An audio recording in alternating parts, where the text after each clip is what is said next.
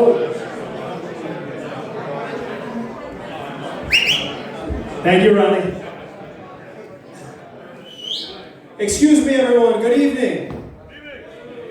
How we doing? Well, let me first start off by welcoming you all to the League of Rhode Island Business first anniversary event. We're so grateful for all of you being here and joining us this evening. All of our friends, all of our elected officials, and all of our soon-to-be elected officials. Thank you so much for making it out. Please give everyone a hand.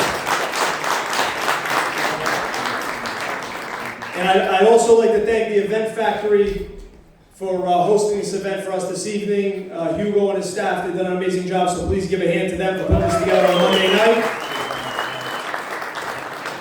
Especially after that week we had of weather, right? So it's a lot of work. Those of us that are in business know how difficult it is to execute, make these things happen, so we're really grateful to them. So we're going to move this along here this evening. You're going to see more of myself, but more importantly, Dave Levesque as well, the other co-founder here of the league, and also candidates and some elected officials that we support, as well as some keynote speakers that we have. So we appreciate you all again for being here. We're going to get this started off, and I'd like to introduce Mr. David Levesque to say a few words. Thank you.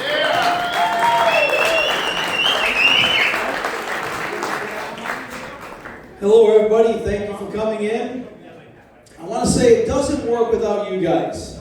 We need your support. We need the people to help rally us, to make money, to bring in the candidates. And this is what made this League of Rhode Island Business successful. Literally February 23rd, 2025, this group started. We tried to have the anniversary on that particular date, but we were hit with some big snowstorm, so we had to reschedule. So here we are today, literally just a little over a year away from when we started, and it's all because of you guys putting this together. So I want to give you a round of applause and thank you for coming. The League of Rhode Island Business is not about party, it's about people over party. We don't care Republican, Democrat, or Independent. We can't care that we got the right people in the state of Rhode Island to fix it. We got a budget that's overbloated, we got regulation that's through the roof, and we need to make change. We acknowledged a long time ago that it was only two places we need to make the fight. That was in the House and the Senate. If we can make change in those two districts, or those two groups, we could fix the state of Rhode Island. So 100% of our focus is on House and Senate races for 2026. If we get 4 senators elected, we can stop a budget. That has not happened, I think, over 50 years in the state of Rhode Island we can actually control. We also now think we can do the same thing in the House. We need a minimum of 8 seats, but if we get 8, 9, 10, or 12, we can also control a budget inside the House. That also has never happened, at least in my lifetime. The League of Rhode Island Business is good, it's successful, it doesn't care about party. I gotta stress that. We only care about individuals. And what we've done is we created an engine that is literally unstoppable. As long as we raise the funds, we can put $1 million on the table each calendar year in order to get good candidates elected. Anybody that you see on the walls, on these different videos and posts, these are all very successful people that chose to stand up and fight for you guys. We're vetting every candidate. We're making sure we got good, strong people so that we can take over the state and fix all the problems that we've had. But it's important that you guys step up. We need resources, we need candidates, and at some point we're going to need you guys to get engaged in order to help win these fights when these elections come. So go to our website, the League of Rhode Island Businesses. Join us, tell your friends, your relatives, your connections, and please step up. We cannot do it without you. In less than 7 months, we raised over $160,000, not including what we raised tonight. That's a record. We got more candidates running than the Democrats and the Republicans put together in their two parties, and we're doing it people over party. We expect them to do the right thing when they go up there. Thank you very much for your time. Appreciate it.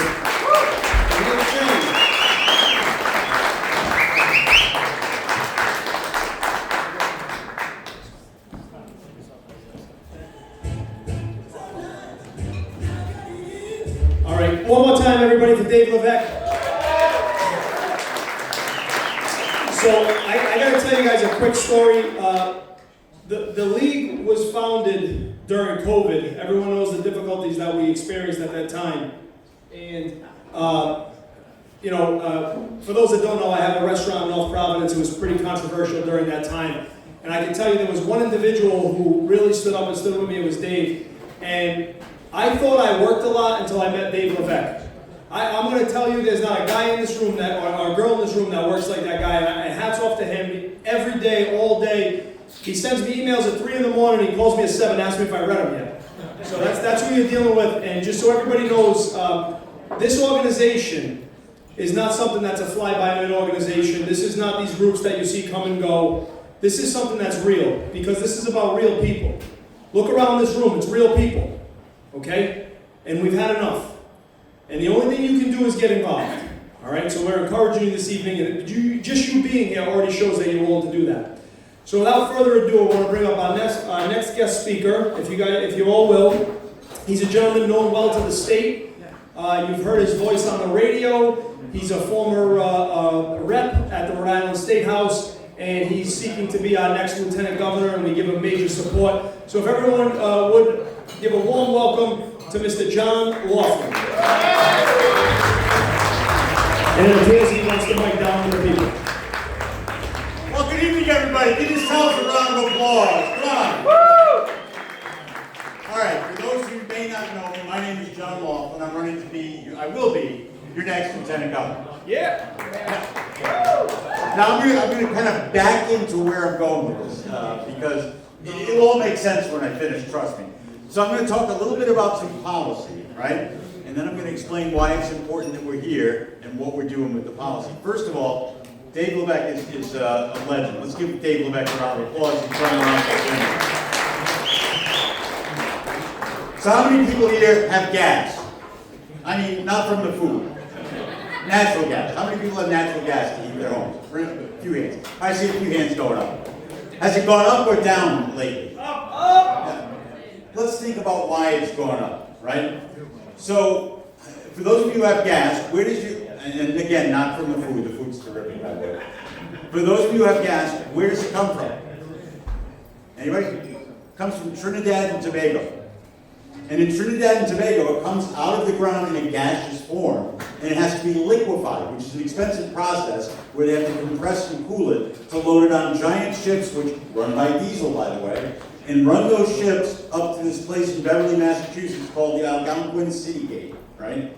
When it comes out of the Algonquin City Gate to go to your homes, the cost per decatherm, and don't get wrapped around the axle about a decatherm, it's like a kilowatt hour, it's just the way we compare prices. The cost per decatherm is about $10.50 a decatherm.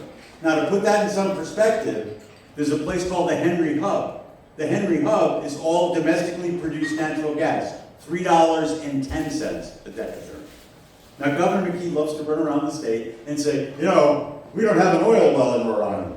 And he's right, we don't have an oil. I checked, just to be sure. We don't have any oil. I even looked at Foster, where's Chip? I even looked up there, there's no oil well. So, what we do have, and it's very close by, is this thing called the Marcellus Shale Basin. More natural gas than Saudi Arabia. It's under West Virginia, Pennsylvania, and New York. It's literally closer to the Algonquin Gate than the Permian Basin, which is where they get their natural gas, is to the Henry Hub, by like half. We could build a pipeline and cut your gas bill by 2/3 tomorrow if we had the political will. But we won't do it because natural gas is bad. We have to have wind. And the reason we have to have wind is to save the planet. Everybody want to save the planet, right? Let's talk about that for a second. Because this is the thing that aggravates me about our political leadership. They don't do their homework. You ever heard of this place called China? Now, it's one planet, right? So if we're going to save the planet, then we have to do our part, and everybody else has to do their part, right? So China produces 11 million metric tons of carbon dioxide every 8 hours. Every 8 hours. While you're working to pay that gas bill, China's producing CO2. In Rhode Island, we produce 9.5 million metric tons of CO2 in a year. So think about that, 11 million metric tons every 8 hours, 9.5 in a year, I thought to myself, I wonder what would happen. What if we in Rhode Island all of a sudden decided tomorrow we're going to go net zero? How long would it take for us to make up for China? You want to know what the back of the napkin calculation was? 1,317 years. So why are we doing this net zero thing? Can anybody explain anything other than to make us all feel better? I mean, wind energy of all things. I mean, wind is part-time power. People love wind energy, that's great, you can love it if you want. It's part-time power, at best, 50%. Solar, it's good for about 7%. And these aren't my figures, these come from the U.S. Energy Information Administration, which is kind of like the government accounting office, if you will, or the Department of Energy. So the facts are all there, the figures are all there. So we're going to torture our economy to get to net zero, and literally for no reason. Because our great-great-great-grandkids won't even see it have a measurable effect on the planet. And by the way, if anyone in this room is serious about going net zero, if you ever meet, I know none of these people, but if you meet somebody and they say, you know, we have to go net zero, and they're not in favor of nuclear power, they're not serious people. Walk away from them. Because nuclear power is continuous base load power, on all the time. A lot of people don't realize the light, the electricity that's making that light shine right now was produced nanoseconds ago. It's not like it took from last Tuesday to get here.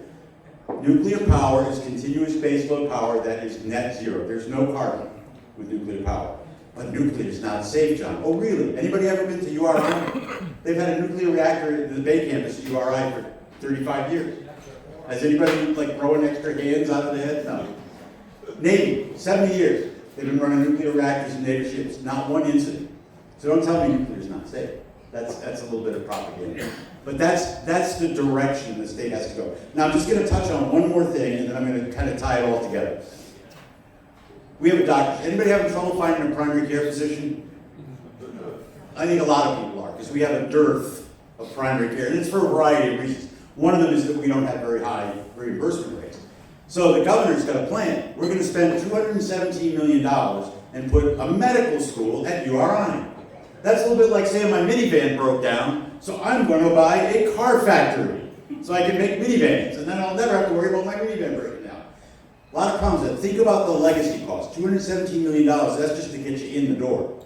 You're going to have teachers, you're going to have janitors, you're going to have everybody in between. They're all going to have state pensions, they're all going to have state benefits, they're all going to have salaries, all of that stuff compounds going on, raises every year, they're going to have union representation, and before you know it, it's a monster that's grown out of control. So he's already approved $20 million seed money. This is just to ask the question.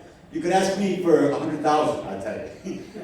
But it's $20 million seed money. And I started thinking about it.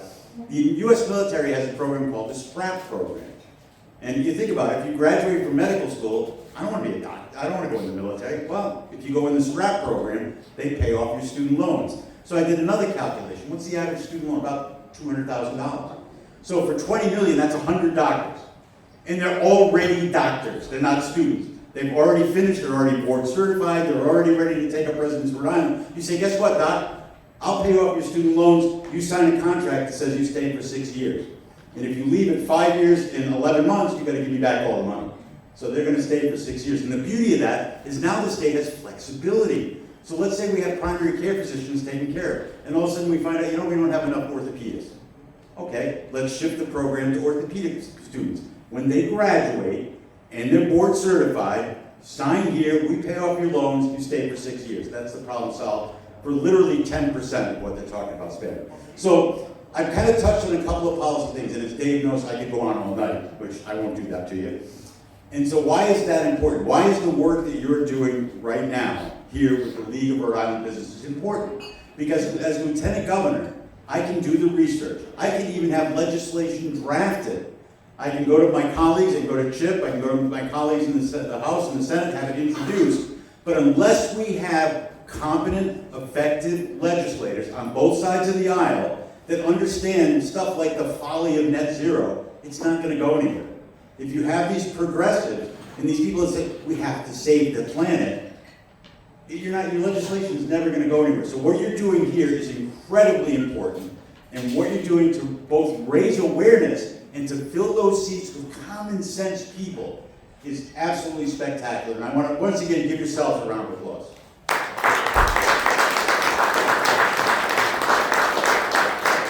And I will leave you with this one thought. www.laughlin4ri.com. Dave Taylor.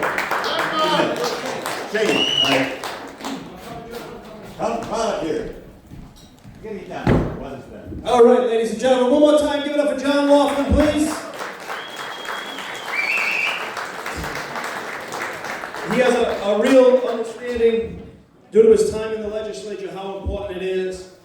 And everyone really has to take an inventory and understand, you know, without the proper representation, we will never get where we want to go. And that is the goal, and that is the mission of the league, is to ensure that in our Rhode Island House and in our Rhode Island Senate, we have common sense, everyday people who understand the situation that everyday people are in. So what I would like to do at this time is I would like to invite all of the candidates that are endorsed by the League of Representatives. Please join me up here on the stage. If you come across this side here, please. We want to introduce everyone to the crowd, and we're going to give them all an opportunity to say hello and introduce themselves and give a quick elevator pitch on who they are, where they're from, and why they're doing what they're doing. So if you'd all please come on and make your way. And if everyone here in the crowd would go ahead and give them all a round of applause for doing this. It's not an easy thing to do to run.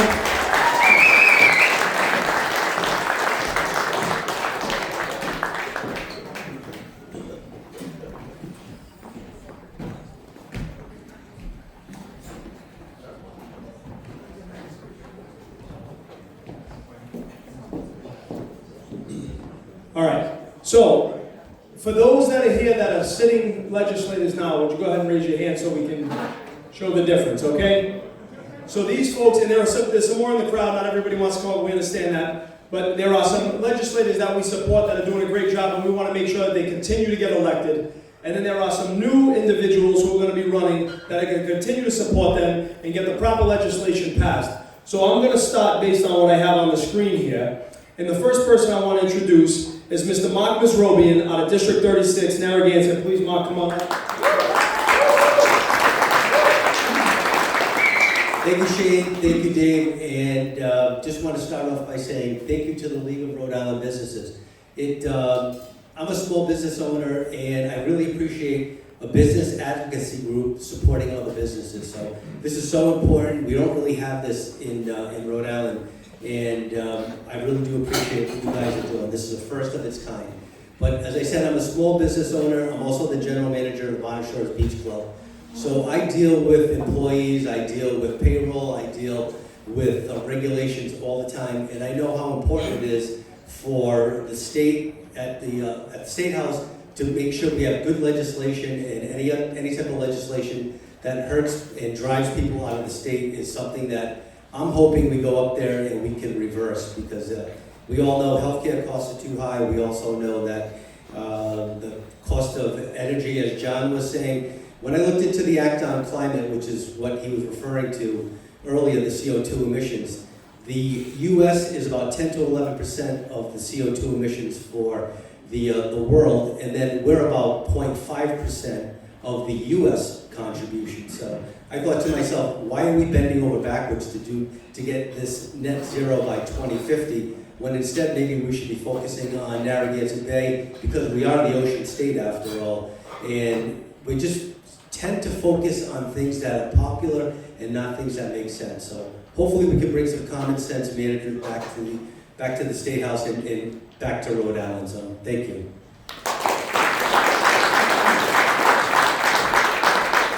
Thank you, Mark. Thank you so much. And again, Mark Misrobian running District 36, Narragansett, North Kingston and Shore. Next, I'm going to bring up another Senate candidate out of District 15. This is Mrs. Vanessa Lopez running for Senate out of District 15 in Pawtucket.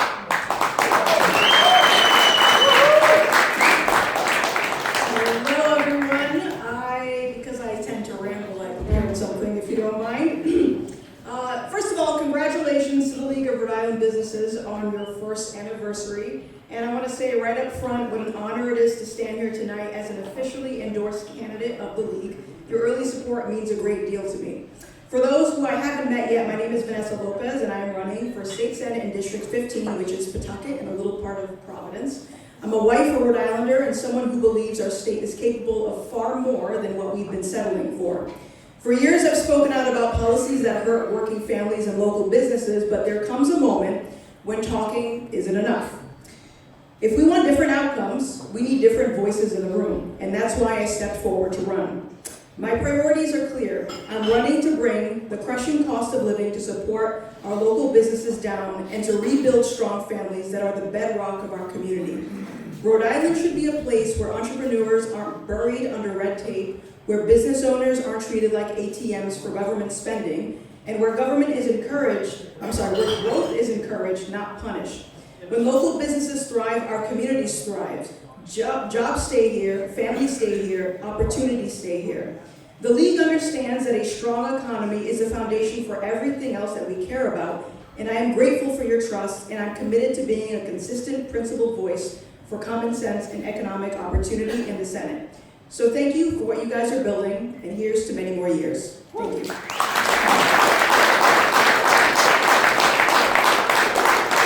Great job, Vanessa, thank you. And as you folks can see, the people on this stage, they're everyday people, right? Intelligent people, bright people, the type of people that we need at the State House.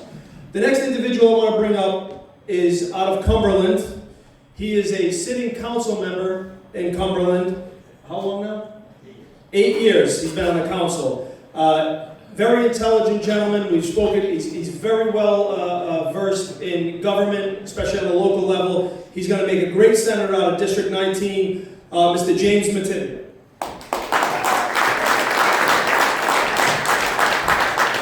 Thank you, and thank you, Shane and Dave, and thank you to the League for the endorsement. Just keeping this pithy, and Shane pretty much said my talking points.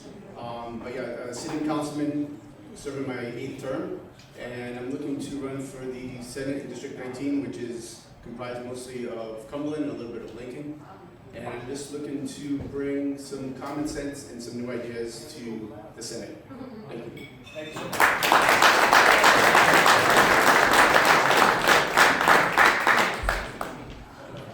All right, and next also running for the Senate, third time? Okay, third time's going to be the charm. District 38, Charleston, Westerly, South Kingston. This guy's been putting in a lot of work. Okay, he's run twice. He never had the infrastructure and the support that he has now, and this time we're going to get him over the hump. I want to introduce Mr. Western Place.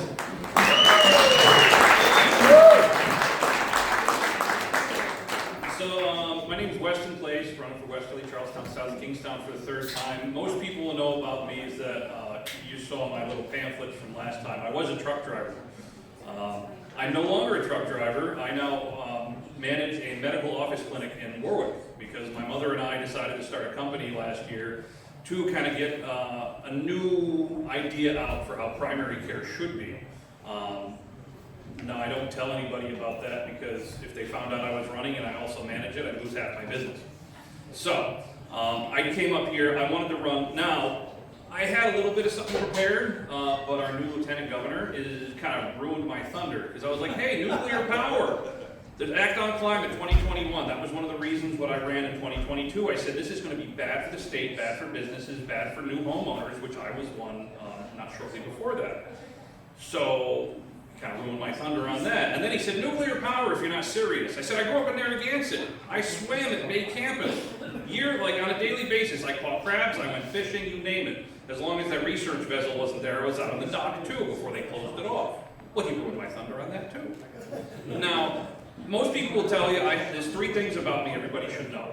I'm honest to a fault. Now, if you see me say one thing to a group of people, now if I go to a gun club, I'm going to tell you I have an A+ rating with the NRA. Now, if I go to an anti-gun group, I'm going to tell them I have an A+ rating with the NRA and it's not going to change. Okay, that's the one reason I ran for office, because the other people that were running would tell 2 different groups 2 different things, which I cannot stand. So what you see is what you get. Number 2, names and dates are horrible for me. I'm going to have somebody else say your name about 4 or 5 times in front of me before I remember it. Now, on the opposite side of that, I have so much useless information in my head all the time at any point in time, it's ridiculous, okay? I could go off of how a Second Amendment sheriff's office in Ohio where a gang was, basically to get into the gang, they were kidnapping and taking people, taking young girls for a week and then murdering them. Well, the sheriff said, hey, if any women want to come and get a free gun and training, it's like, you can do that. And overnight, that stopped. So, like I said, you talk to me, you're gonna get some random stuff, but I'm running with a great group of people. Obviously, I didn't win the last 2 times. I got close, but not close enough. And until we break that supermajority that has been in the office for the past 70 years, we're gonna have to get that over the line, and then we can make some real changes in Rhode Island that help not just me, but everyone else. So, thank you. Great job, Weston, thank you. Bear with me as we move on. Okay, the next individual I want to introduce, she was our first endorsed candidate from the League of Rhode Island Businesses. We met during a couple different events. We had great conversations. She's an extremely intelligent young woman. She's an attorney. All I can say about Leah is spend a few minutes with her and you'll understand why the league endorsed her immediately. She's going to make an unbelievable rep coming out of Charleston, South Kingston, and New Shoreham, as well as Westerly, District 36 in the House. Let me introduce Leah Boakler.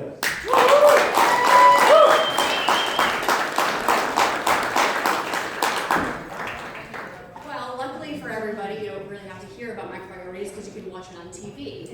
The video is up there.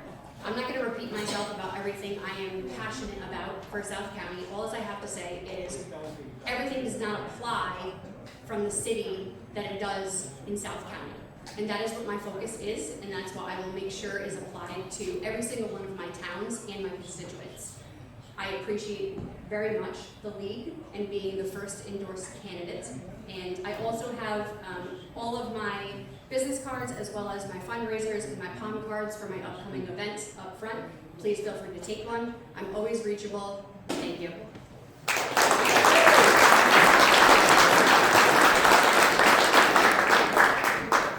Thank you so much, Leah. Next, I'd like to introduce out of District 32, which is North Kingston. This gentleman is a remarkable guy. He's going to be a phenomenal representative from that area, Mr. Kevin Hoyle.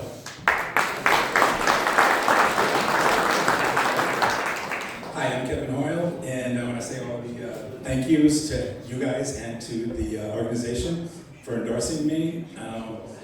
I'm a lifelong Rhode Islander. I grew up in Tiverton, moved to Newport, moved to Hopkinton, lived in North Kingstown, and I have been a tech person for about 20 years. I wrote code, and then I started my own business. So another 20 years, I ran my own business, and I sold it during COVID. So after going, and actually after COVID, I went to law school, but which, I don't really want to be a lawyer. I kind of want to be a politician now. But it helps to know some of those things. So basically, I'm throwing my hat into the arena here to kind of make sensible choices for the people. I started reading a lot of the bills that were being introduced a year or two ago, and some of them just made no sense. So I think I can bring some reasonableness, to the House of Representatives on behalf of North Kingstown. So I want to thank you all again.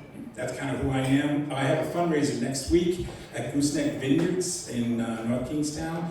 It's on Tuesday of next week. If anyone's interested in going, I'll provide you with the information. Thank you.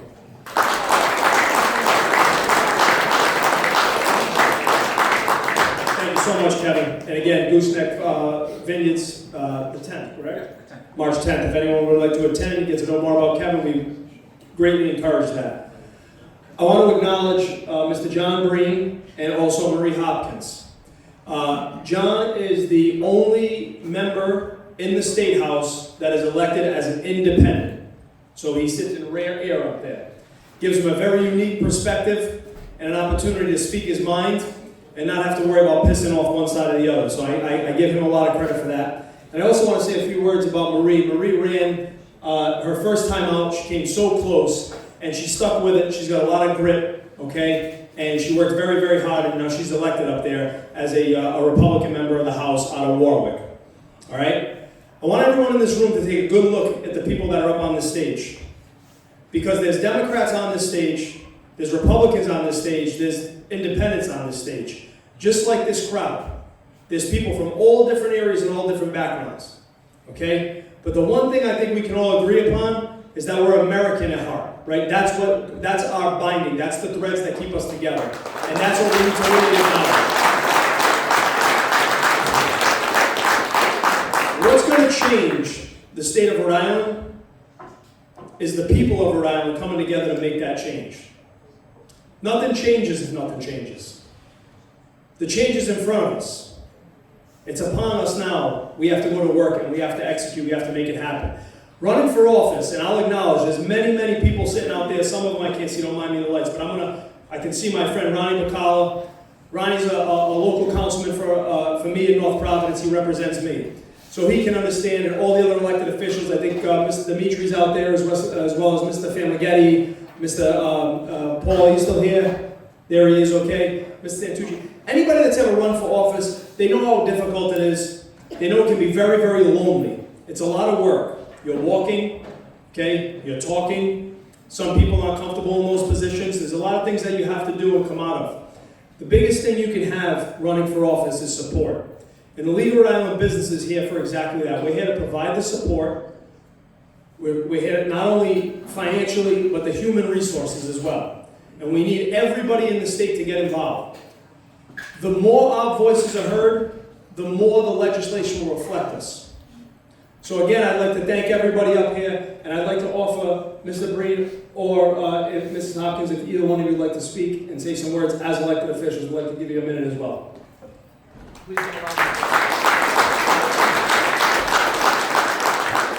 So thank you everyone for being here. I just want to say I am the lone independent in the General Assembly. I'm the leader of the Independent Caucus, which means I have all the power of a general in the Salvation Army, but that's okay. One of my superpowers that I do have is that I'm normal. And that's what you see up on this stage right here, is that it doesn't matter if you're a Republican, it doesn't matter if you're a Democrat, just be normal. Run for office and be normal. And there's not a lot of normal going on at the State House right now. These people are normal. And what the great work that Dave is doing and Shane is doing is having an effect, and I can tell you.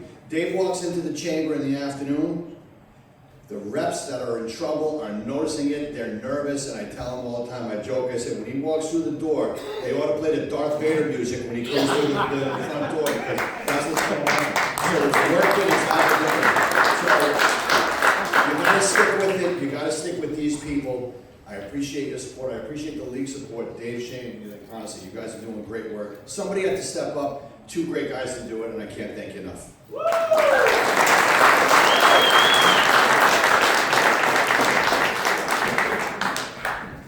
Hello, Marie Hopkins. I didn't realize that we were speaking and I didn't prepare anything. I do want to thank Dave and Shane for the work that they're doing here as the only Republican from Warwick. And that goes to school committee, Senate, House, Town Council, even the mayor. It was a lift for me to get across the line. It is a very purple district. And I lost by a small margin, and then I won by a small margin, true to the fact that it is a purple district.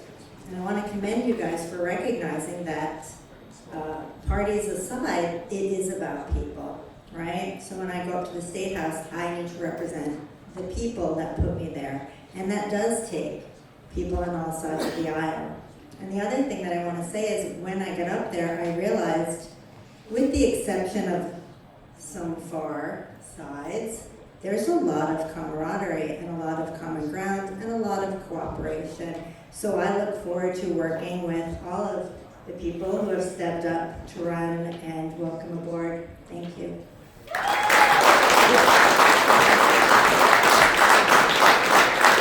Thank you all so very much. So again, as I said, all elected officials, I think I mostly called everybody out. If I missed anybody, I do apologize, but thank you so much for being here. Thank you so much for the support. We do have a couple of other people that are going to share a few words with us. One we're very excited to have. When the time comes, I want him to narrate my life. I hope that's enough to give him some hint that he needs to make his way up here. But this gentleman here, I got to tell you, I met him quite a few years ago. He's a really remarkable guy, very intelligent guy. He's done an amazing job up there at the State House. And we want to bring up here Minority Leader in the House, Mr. Michael Chippendale. Yeah,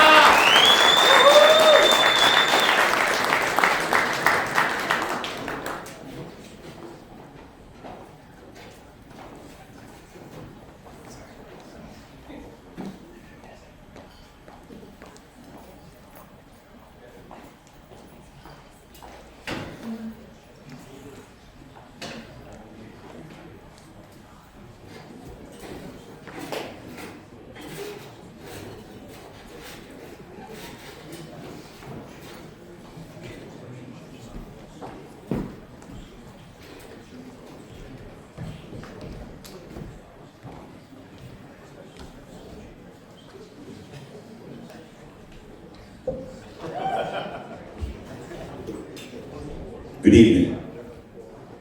I am Michael Chippendale. I'm a Republican and I am the House Minority Leader. I'm going to say some things tonight that I'm not supposed to say. Because as a Republican and as the Minority Leader, I'm expected to just strictly focus on getting Republicans elected. That's what my caucus expects from me. That's what my party expects from me. That's what my president expects from me. But I've been doing what I've been doing in the legislature for 16 years. And our two-party system isn't working here. It's not working in Rhode Island. Because it's not truly a two-party system, you see. The bigger element in Rhode Island, which is the Democratic Party, has been subverted by a group of purple-haired, nose-ring-wearing, insane socialists who live in their parents' basement, have never balanced a checkbook, but yet have all the solutions to everything in the world. And they've gotten themselves elected. And they've done it in great numbers. And with those numbers, what they've been able to do is to scare my Democratic colleagues into capitulating to their insanity. Now, I want to say this. I was raised in a Democratic household, a union household, an Irish Catholic, very proud Democratic family. But that party is dead in Rhode Island. While many of my Democratic colleagues hold the same values as JFK and my late mother, they're afraid of the purple hair and the nose rings. They're so afraid because why? Because they're loud, they're organized, they will call you whatever word or term or phrase they feel will get the most reaction from people. They are so emboldened in their misguided wisdom. They have preempted half of our two-party system. The Democrats are now bowing and taking a knee to people, to individuals, to members of their own party, their own caucus, who proudly wear the label of Democratic Socialist. That's my third beer, so I may swear. I'm getting a little passionate. So, David and Shane, I've known them for a while. I've known them for a number of years. And these two guys really got involved and decided that it's about time that someone decides to get a group of people together who think the same and challenge the status quo. Because you see, the public employee unions represent the public employees. The NRA represents the gun owners. Right to Life represents Right to Life. There are a lot of groups representing interests. The chambers of commerce, however, have failed you all. If you have memberships right now, I'm going to dare say you're fools. You're wasting your money with chambers of commerce because they don't give a shit about Rhode Island businesses and the things that we face when we're trying to simply provide for our families. They don't care. They rather rub elbows with the bigwigs. They rather have the breakfast with the speaker. They rather have the breakfast with the Senate president or the governor. Because then they're in the cool kids club. They don't care about you. They don't care about your business. They don't care about your kids struggling in school. They don't care about your liberties being pissed away by purple hairs who think guns are bad and everyone should be able to kill their babies or whatever their hang-up is. They don't care about that. All we want to do as Americans, and as Rhode Islanders, is put in a very hard day's work for a very honest day's pay, so that we can raise our children the way that we believe we should raise them, and so that they too can enjoy the American dream. Now, I shook a lot of hands in this room tonight when I got here, and a lot of those hands had calluses on them and scars on the backs of them, like David's and like Shane's do. Why? Because they worked their asses off their entire lives. Because if they wanted something, they didn't put their hand out and ask someone for it. They busted their ass to get it, to earn it. That's why I will gladly support, even if it pisses off half of the two-party system, the party in which I am a leader of. I will gladly support men like David and like Shane and the women who are part of this group.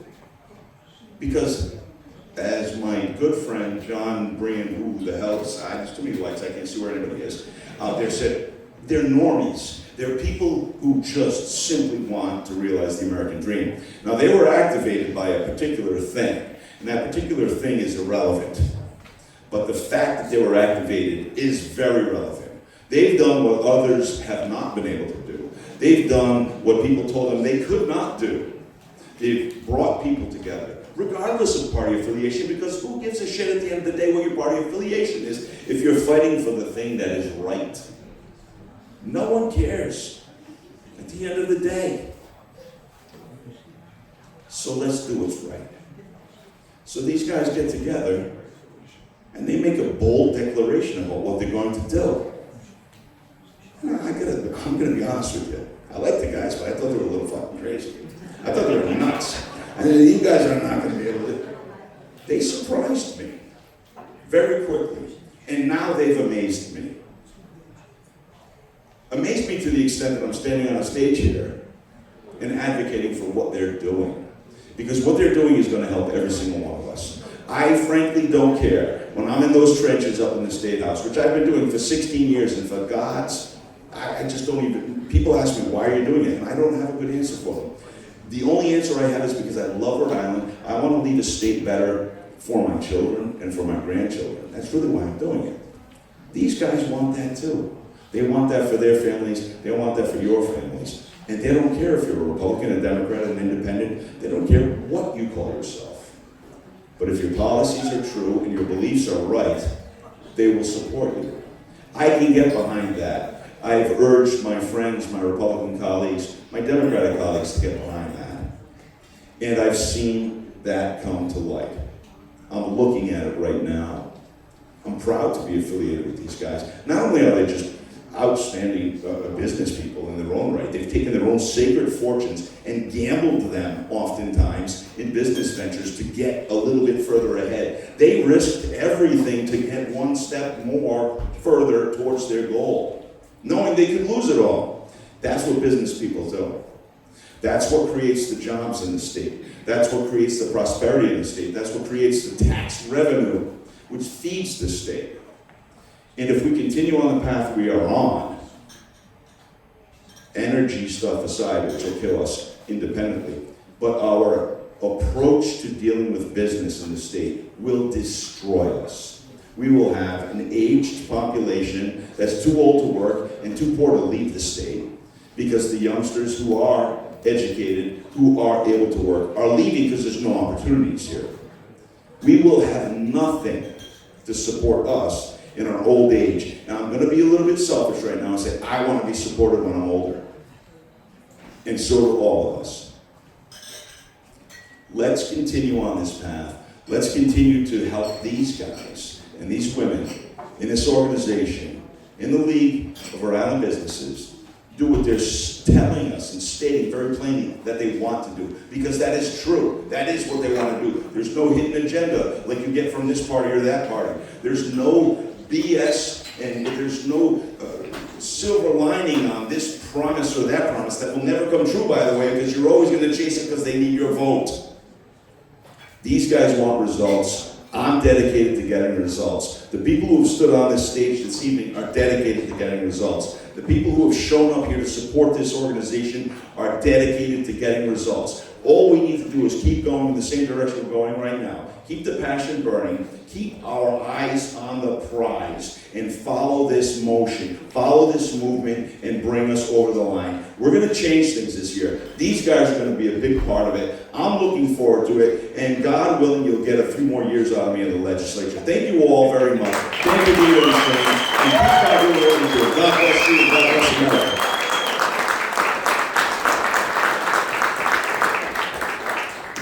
Michael Chippendale, ladies and gentlemen, the minority leader in the House, and the man I hope will narrate my life with that voice for radio. Chip, thank you for the kind words, and again, thank you all for here. I'd like to take a minute for those elected officials that are here. There's some that came in as this has been going on, some that I may have missed. I'm going to invite any elected official that would like to, please come forward. If you'd like to come on up, you can show your face, don't worry, you're safe. We'll take the mic here. Look. You can't see. There we go. Okay. Thank you, Dave. I want to thank you also for the kind invitation. We have many colleagues in government here this evening. Matter of fact, we have 10 of us here, and then 2 might be on their way. But we have with us, again, Representative Chippendale, Representative Bree, Representative Hopkins, our minority leader in the Senate, Senator De La Cruz, Senator Rogers, Senator DeBittri, Senator Farmagetti, I mentioned Rep. Phillips, Rep. Sansucci, and then I believe Senator Thompson and Senator Apollonio might stop by. But that's 12 out of 113. That's almost 10% of the elected members of the General Assembly. And that's the beginning, ladies and gentlemen. Many of our friends, I've been a small business owner for 40 years. I can advertise now because I don't own it, so I won't get a bill from you. But Vita's Pizza, family business, and what I went through being in the legislature and running a small business. How many remember the boiler tax, that famous boiler tax? $120 a year for having a hot water tank. Got it repealed. And then the stupidity that you hear today, that as a small business owner, they want us, small business owners, to tell the employees what their schedule is going to be from 30 days out or 90 days out. How can you predict a hurricane or a blizzard? How can you make a schedule? And then if you sell a business, you're going to notify them 30 days. You're going to notify the employee. I mean, that is just so left-wing. And then the millionaire's tax. They don't understand that in order to thrive, a state to thrive, you have to have low taxes, you have to support your small business, not to have 14 different permits just to operate a small business. And I think a lot of us understand, a lot of the freshmen on our side, the senators that have just come in last term, we're going to fight hard. We're going to fight hard for small business. That's why we are here today to support you. And I want to thank you all for allowing this opportunity for us to be here with you tonight. And I'm going to introduce my colleague in government. Like I said, we have 6 Democrats, 5 Republicans, and 1 independent here this evening. Leader Jessica De La Cruz. Leader.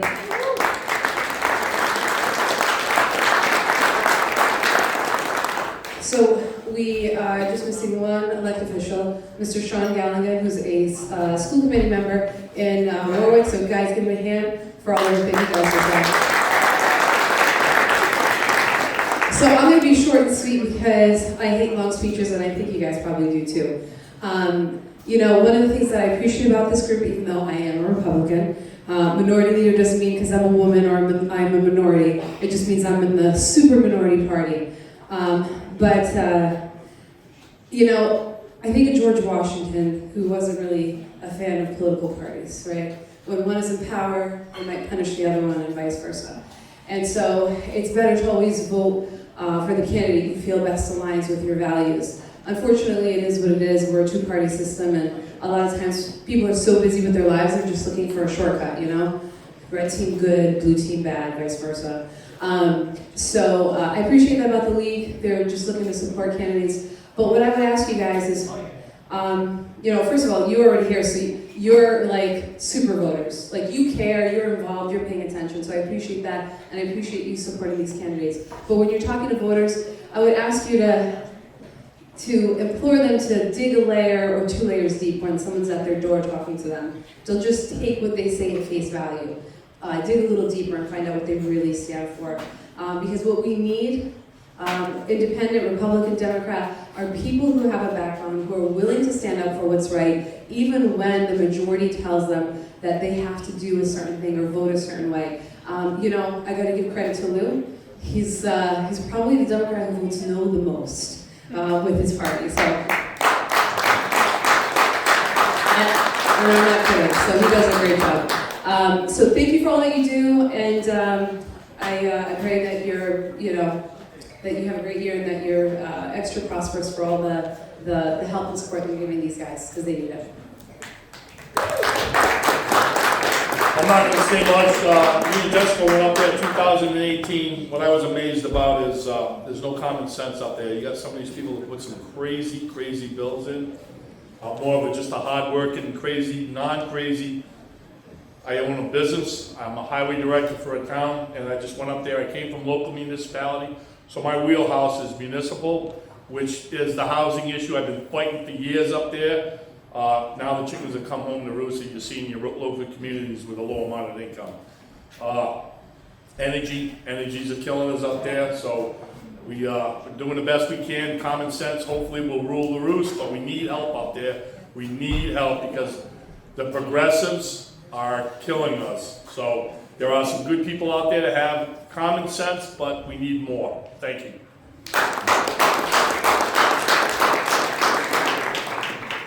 My name is Paul Santucci. I'm from Smithfield, Rhode Island, and I have a portion of Gloucester in my district. I'm in my first term.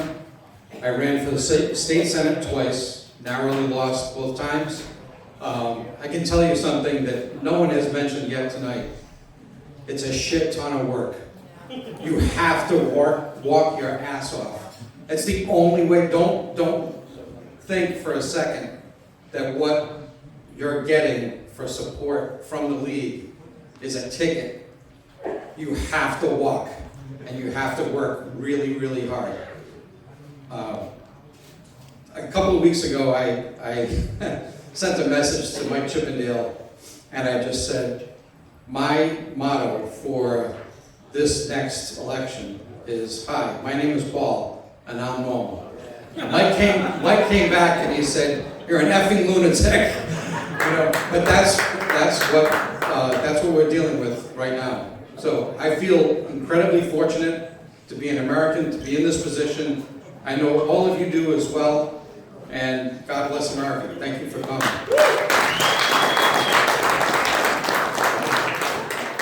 First and foremost, give yourselves a round of applause for getting out and getting involved and being informed. It's incredible to see. Secondly, I've got to give a shout out to the Rhode Island League of Businesses for what they're doing here. This is great to see, especially from an individual who is the son of a blue-collar worker who opened up his own small business, a general contractor here in Rhode Island, and for the last 30 years has worked hard to provide for my brothers and I. So I'm very fortunate to be the son of a small business owner. So I appreciate what the Rhode Island League of Business is doing here. I serve as the chair of the Warwick School Committee here in Warwick, Rhode Island. And one thing I've been doing of late is working with the minority leader, but also both sides of the aisle on unfunded mandates. They're driving up the cost of every city and town's school budget, right? But one thing that we can say, no matter what side of the aisle you sit on, is that globally, the U.S. is falling behind from an education perspective. And locally, here in Rhode Island, we're falling behind, in comparison to other states. And we have to look at ourselves and go, what are we not doing right? And we look at it and we're prioritizing everything wrong from a state perspective. And then we throw in these unfunded mandates that fall on the backs of taxpayers that provide no benefit. If you could go tomorrow to Stop and Shop and get ketchup for $1 less than you could if you went to Whole Foods, why wouldn't you buy the ketchup at Stop and Shop, right? But the state says to you, you've got to use this vendor, and we're telling you that's who you need to use. And so working with the minority leader and some on both sides of the aisles. I'm hoping this year we can address those unfunded mandates, working very hard because it's going to help the people that are on fixed incomes, especially our senior citizens. But more importantly, we're going to be able to go out, we're going to have that financial autonomy to be able to get the best pricing without cutting any services provided to our students. And we're going to be able to get ourselves back in a position where America and Rhode Island are leaders in education. So thank you all for coming out tonight. Well, I think that just about everything has been said. My name is Bob Phillips. I represent probably the largest company in the state here, CVS. That's my district. So it's very difficult to try and balance what everybody needs and not upset CVS, which is, we need them here.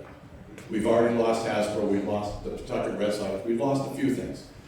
What you'll notice about everybody up here and the candidates there, we're regular people.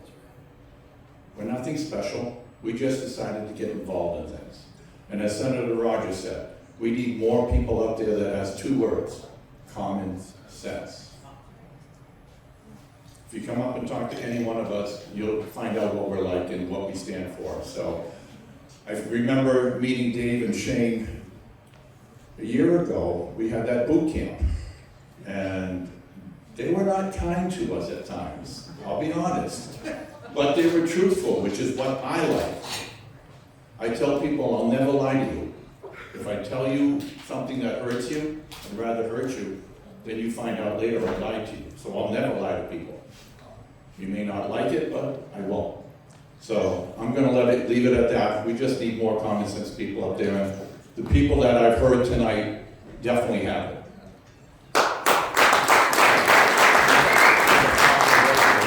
Thank you, Bob. And ladies and gentlemen, two more things real quickly. There was a famous book that was written probably about 15 years ago. It's called Tip and the Gipper. That was Tip O'Neill and Ronald Reagan, and the title of the book is When Politics Worked. I think that should be the Bible for anybody running an office. And also I want to thank those that were up on stage. Just think if those 8 get elected, plus us that are here today, that's almost 20 legislators. 20. That's an impressive number. And lastly, when we leave here tonight, please pray for the men and women who are in harm's way today, that are defending our nation, the United States of America. Thank you.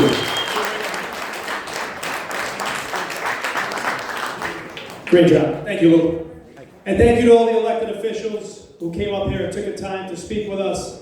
As you see, this is a group from all different backgrounds, from different parties, different areas, different parts of the state, city, country, what have you, and we're all together with one common thread. At this time, there's another individual that I have to bring up. It's a dynamic character. He's an individual that's known to everyone here. He's a long-term standing mayor from the city of Johnston. He's currently retired, living his life and enjoying himself, and we thank him so much for being here tonight. Please give it up for Mayor Joseph Paul, Sr.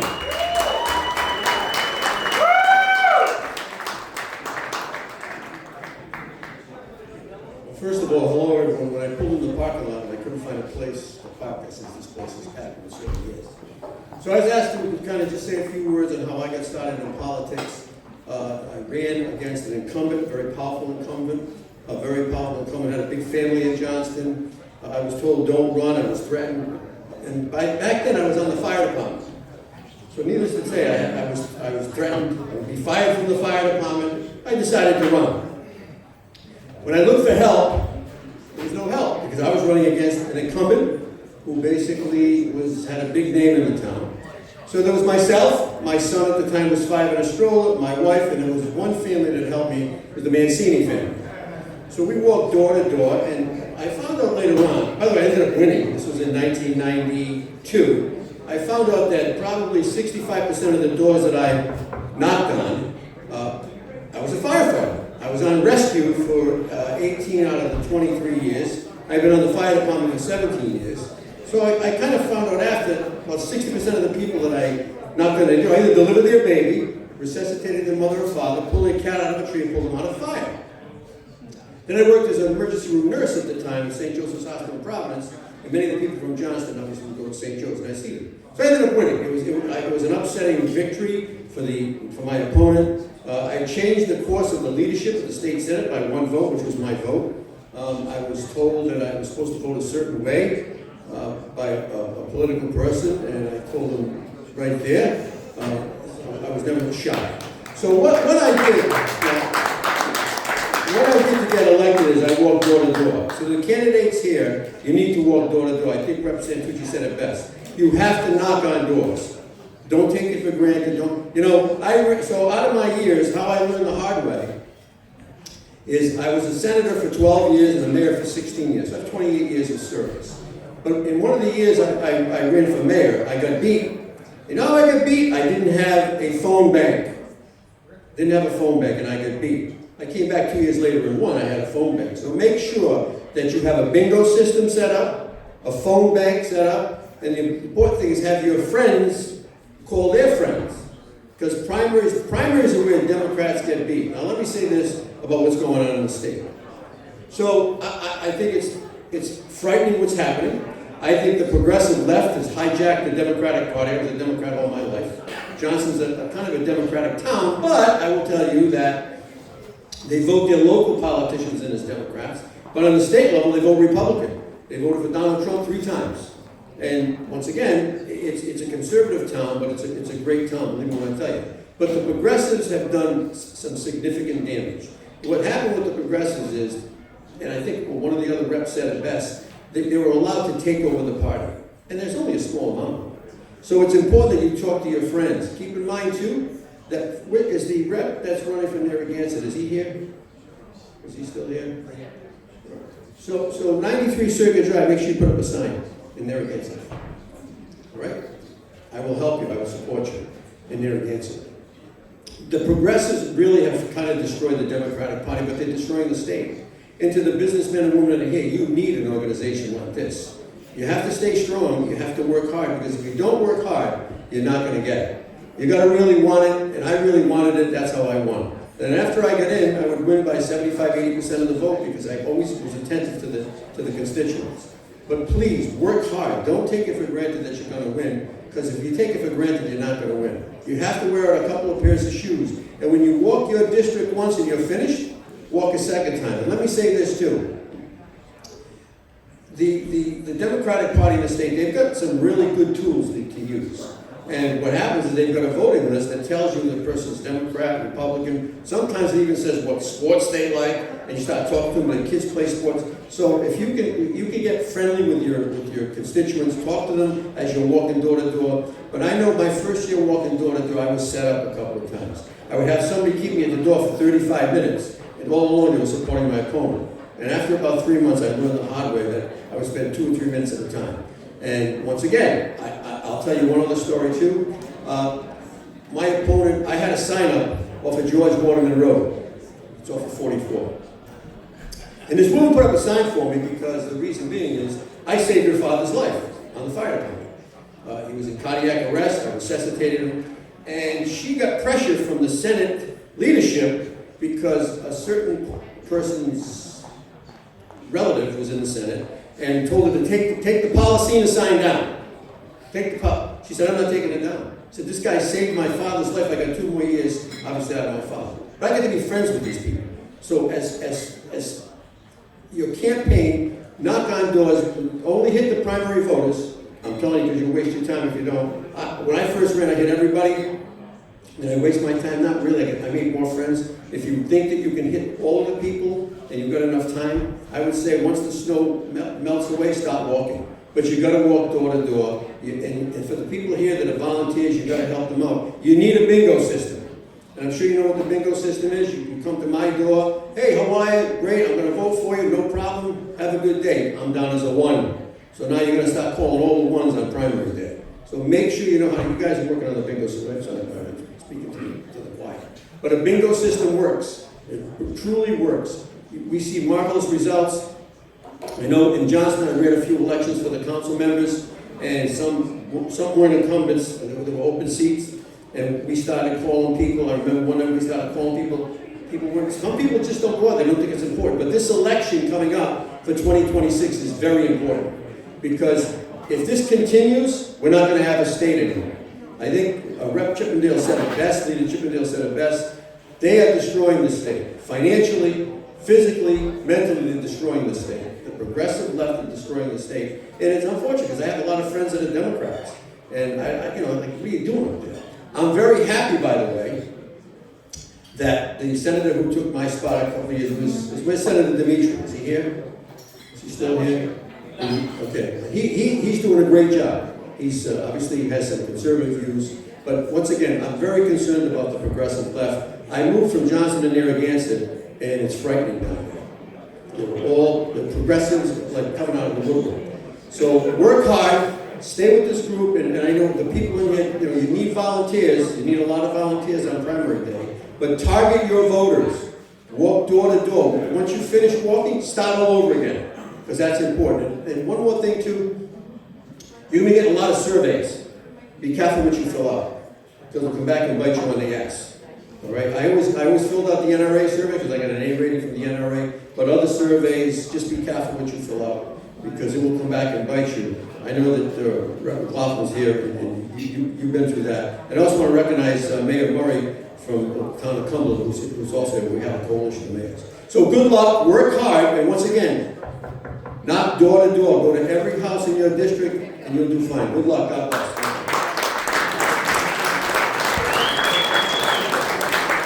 Again, thank you, Mayor Policino.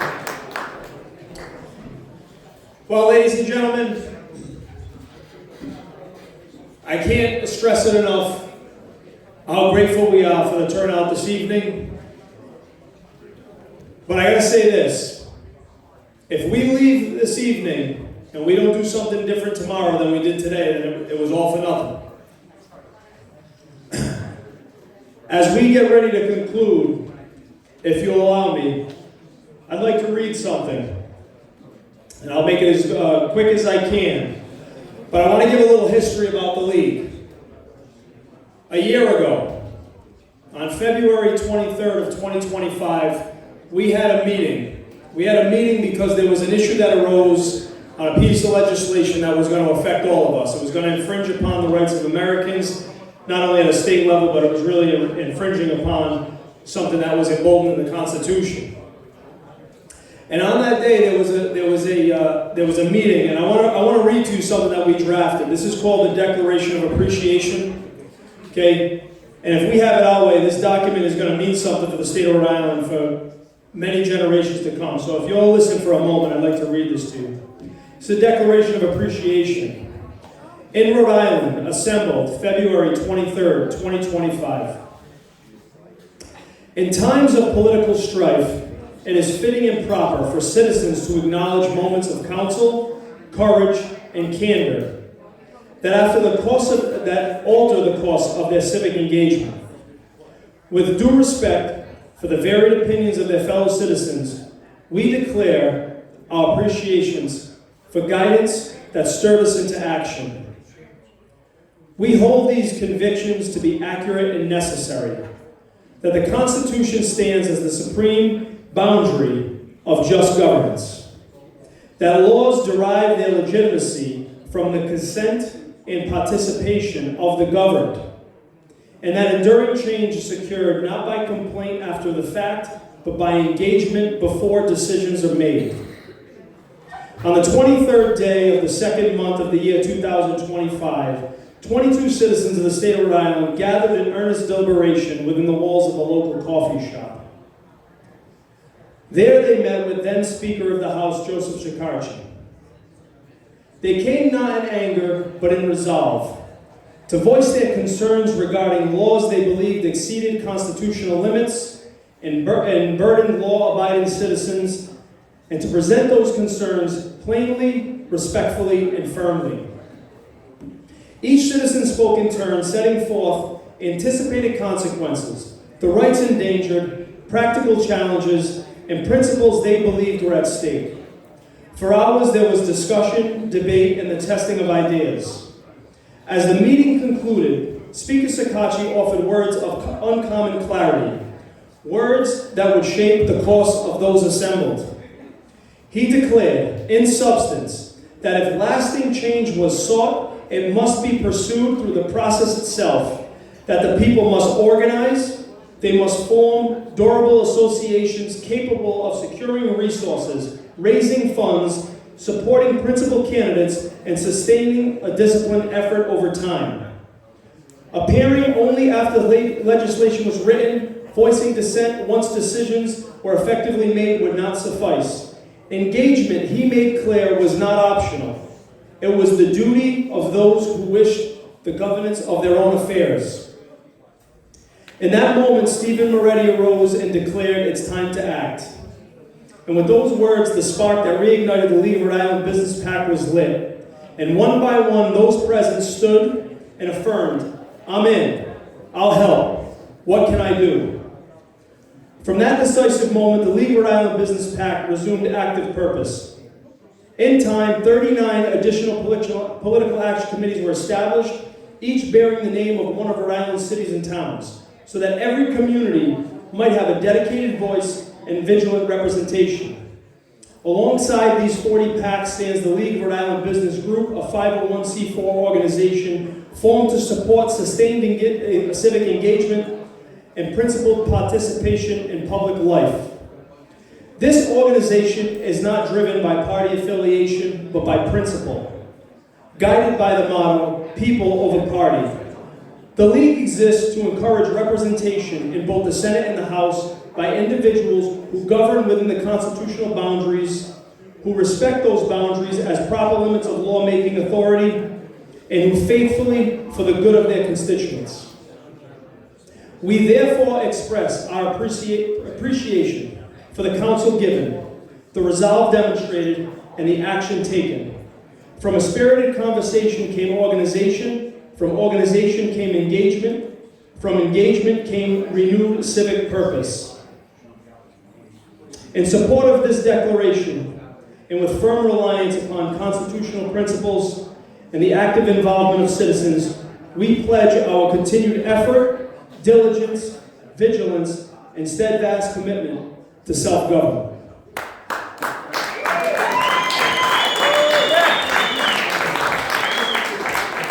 Now I'm going to put it in layman's terms real quickly.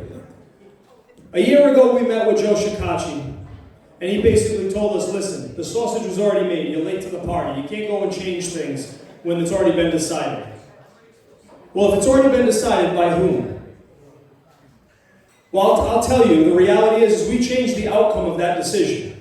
We didn't get the full decision we wanted, but we certainly changed it. And the one thing I will say to you that everyone in this room should know is we credit Joe Shikachi with the League of Rhode Island Businesses. So when you see him, thank him for providing the motivation and the intuition on how to do this. And thank every member, when you look at that document that's signed, all the members that were there that day for that meeting that have been involved, that continue to be involved, that show up to the meetings, that put in the work. Thank them all, because this isn't ending, this is just beginning. And everybody in this room, I'm going to encourage you not only to support, it takes financial support, and it also takes human resources. It takes people to support these candidates. So I encourage you to get out, educate yourself, know what's going on. I also encourage you to attend the State House. Dave's there every week. He's got a plaque, I think now. They name seats after him in the chambers. But it's our duty as citizens of this country and this state to be involved. We can't blame anyone but ourselves if we allow it to continue this way. Every single one of us knows what's going on right now is not right. But we're complicit if we just sit back and let it happen. Look around. This was an amazing evening. A year ago, who would have ever thought that this is what we were doing? Who would have ever thought that in the state of Rhode Island you'd have a room full of Democrats, Republicans, Independents, Libertarians, and any other way you want to divide us. But the reality is what puts us together, like I said many times tonight, is that is there one person in this room who can't raise their hand when I say, is there Americans here tonight? Is anybody an American in this room tonight? That's the bind that keeps us. And that's what's most important above all else. We need to put that first. We need to be active. We need to engage. An engine has been created The league is the engine. 40 packs, 501c4, people that are willing to work and put the effort in. But for an engine to run, it needs fuel. The fuel for this engine is two things: financial resources and human resources. I can't encourage you enough. Please help. You look around this room, Dave killed himself to make all these papers. QR codes. Scan it, it'll bring up the information. It's very simple. We'll take a $5 donation, we'll take a $500,000 donation, or anything else in between. We need that support. The money goes to the candidates, the money goes to put this event on.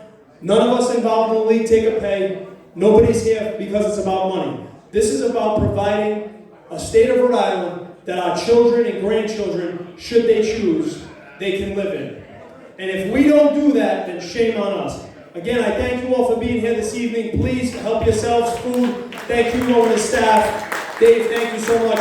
All our members in the league and everyone that came here, thank you all again so much. Have a great night.